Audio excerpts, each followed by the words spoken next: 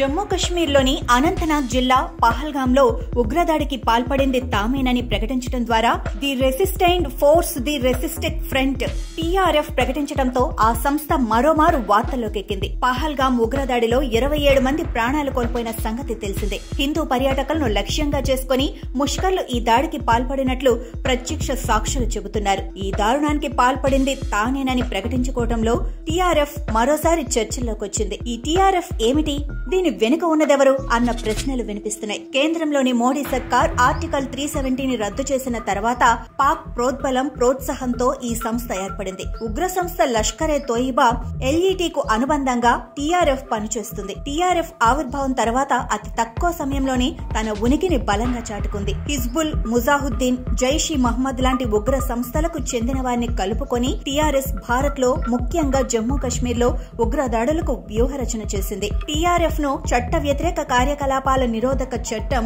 UAPA కింద 2023 జనవరిలో కేంద్రం నిషేధించింది. షేక్ సజ్జాద్ గుల్ సుప్రీం కమాండర్ గా, బాసిత్ అహ్మద్ దాల్ ఆపరేషనల్ చీఫ్ గా, టీఆర్ఎఫ్ సామాజిక మాధ్యమం వేదికగా భారత ప్రభుత్వానికి వ్యతిరేకంగా హింసను రెచ్చగొట్టే ప్రయత్నాలు చేసింది. కశ్మీరీ పండిట్లు, స్థానిక పోలీసులు, కార్మికులు, పర్యాటకులు, వ్యాపారులను లక్ష్యంగా చేసుకుని దాడులకు పాల్పడింది. ఇప్పుడు పహల్గాంలో జరిగిన దాడి కూడా అలాంటిదేనని చెప్పాలి. లష్కరే తోయిబా తరపున పాక్ గూఢచార సంస్థే టీఆర్ఎఫ్ ను సృష్టించిందని అంటారు.